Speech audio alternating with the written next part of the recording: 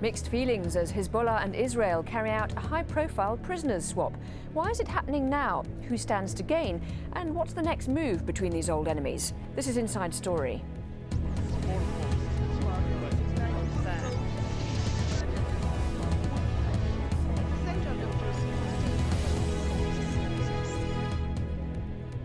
Hello and welcome to Inside Story. I'm Lauren Taylor. An historic prisoner exchange has been taking place between Israel and the Lebanese militant group Hezbollah. The deal that closes the prisoners issue follows German-led negotiations resulting in the freeing of 5 prisoners held by Israel in exchange for the bodies of 2 Israeli soldiers killed 2 years ago. Hezbollah celebrates the release of its last captives in Israel as a victory. Many Israelis, though, see it as a painful necessity. Under the unfolding prisoner swap taking place between Hezbollah and Israel, Hezbollah has just received the remains of Lebanese and Arab fighters. More are still to come, including the remains of Lebanese and Palestinian fighters, as well as 5 Lebanese prisoners still alive. In exchange, Hezbollah returned the remains of 2 Israeli soldiers captured in a Hezbollah cross-border raid 2 years ago. Israel promised to get them back, dead or alive. Now we start the exchange of the prisoners and the detainees. Today, we hand over the 2 Israeli soldiers who had been captured on the 12th of July 2006. Their fate remained unknown until this moment, despite the war that was launched to get them back, and despite the international pressures exerted on us to explain what happened to them. Today, we hand over Ehud Goldwasser and Eldad Regev to the head of the Red Cross. They returned in coffins, a sad ending for people in Israel who were holding on to the hope that the men may still be alive.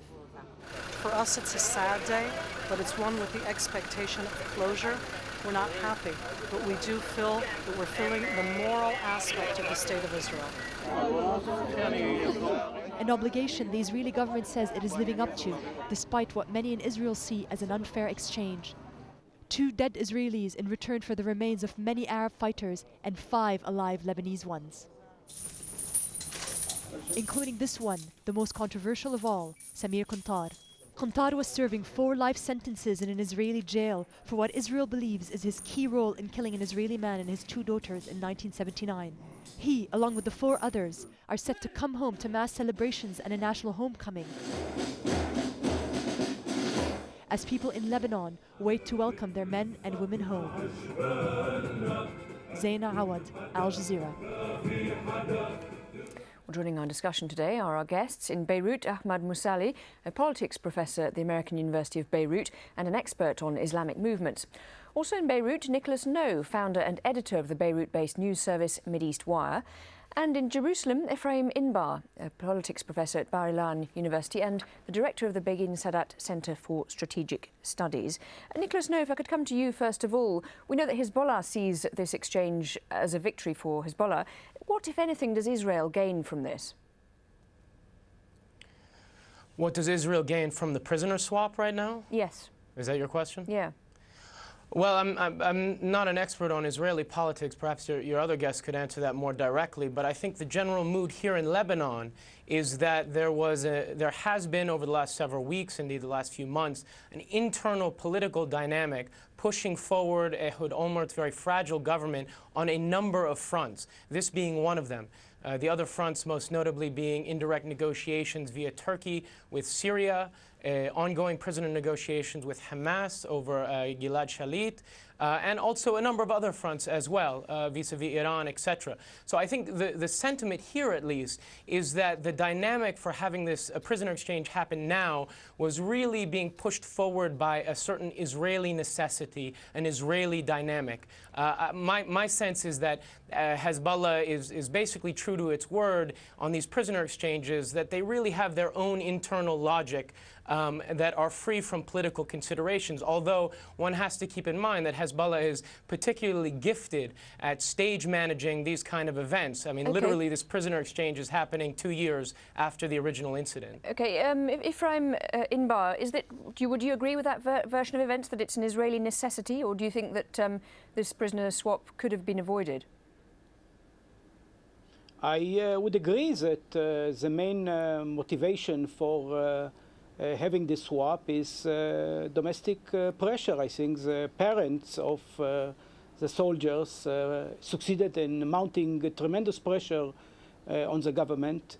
And the government decided finally, also because the defense establishment, particularly the military, felt a duty to put an end to this tragic event.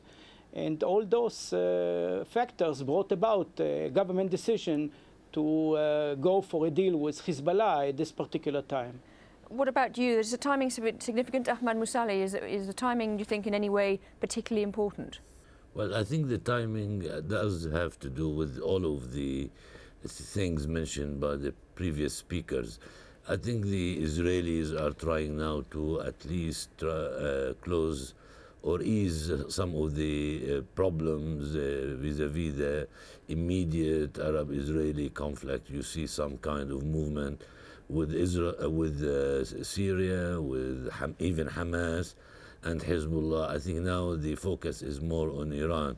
So they are trying to close some of the files that are open and oozing, but they are not helping OLMERT at all. I think OLMERT is trying to make some kind of shift in terms of the internal focus of the Israeli audience from the Lebanese, Syrian, Palestinian scene, rather to the Iranian issue of the nuclear profile. So it does have to do something with the internal Israeli dynamic and OLMERT's personal status as well. Ephraim Minbar, do you think that this actually makes the likelihood of further kidnappings more likely?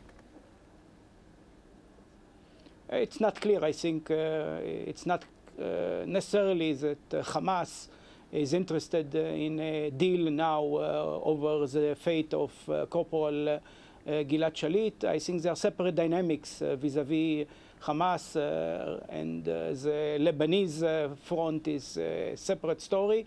I think that the Israelis looking at this swap are very sad to see who are the heroes of the Lebanese. If a despicable murder like Kuntar is received by the president of Lebanon and is rejoiced, I think it's a very sad message to the Israelis, and it's basically discouraging them from proceeding, with what's called the peace process.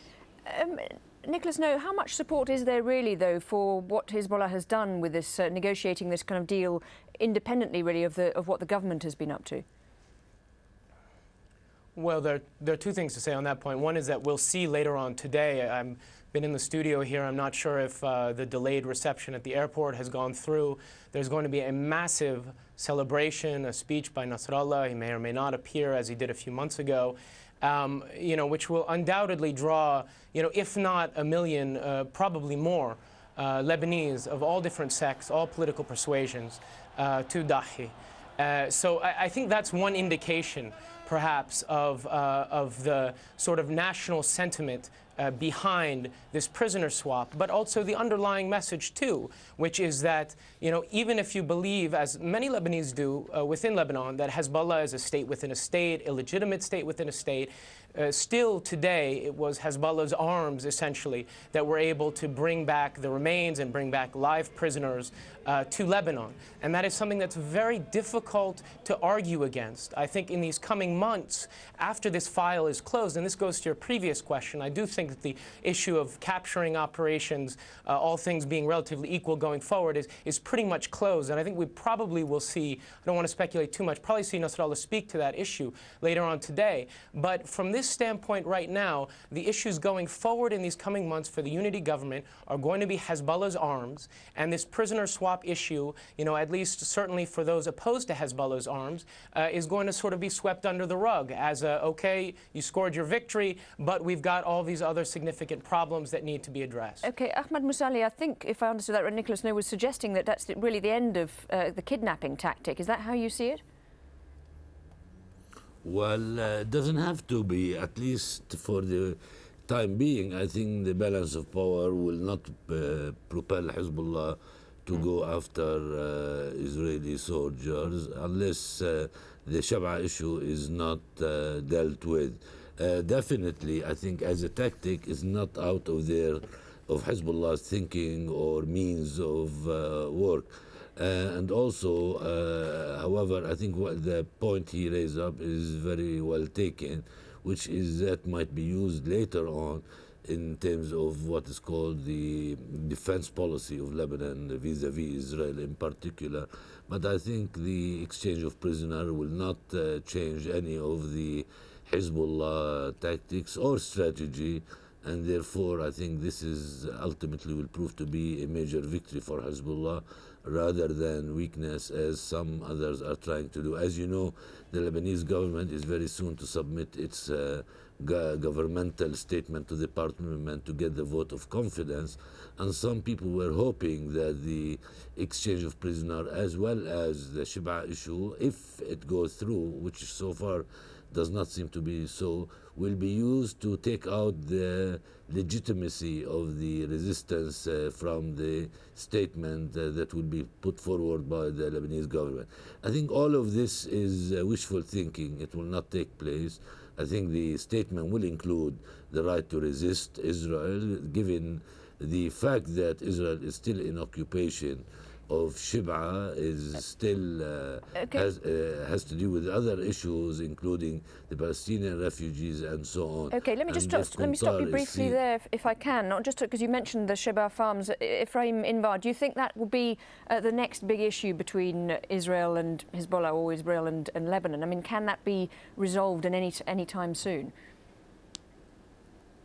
I think that the Hezbollah is always looking for a pretext to try to bleed Israel, and this is SHEBAA. Before that was other issues, and we all know that Hezbollah is a radical Islamic organization which on its agenda is the destruction of the Jewish state, and whatever pretext they'll have, they'll continue to try to attack Israel at the best of their ability. And whatever happened today doesn't change the basic enmity of Hezbollah to the mere existence of the Jewish state. Okay, furthermore, I think that just to stop you there briefly, because we're going to take Hezbollah will continue to be a factor in the Lebanese politics and will continue to try to undermine the Lebanese state in order to establish a Shiite state in Lebanon. Okay, we'll just leave it there for a moment. Do stay where you are. We're taking a very quick break, and when we come back, we'll be asking whether this prisoner swap will bolster Hezbollah inside Lebanon, or will it backfire? Do stay with Inside Story.